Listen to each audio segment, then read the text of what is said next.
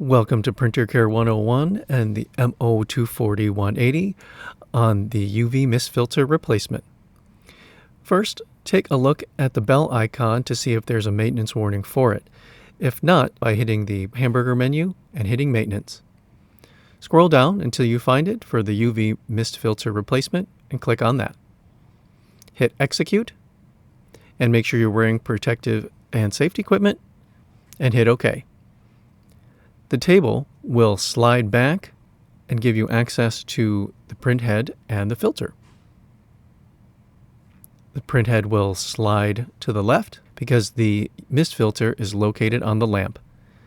And on the control panel, we'll see to make sure that you're going to eliminate static electricity before you start, remove the old filter, and insert the new one.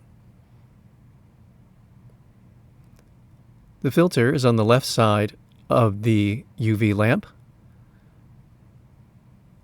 so you can squeeze it through and remove it. Be careful to avoid any particulates or cured ink that may still be on the filter. And then take your new UV filter and put it into place. You can feed it through and make sure it fits.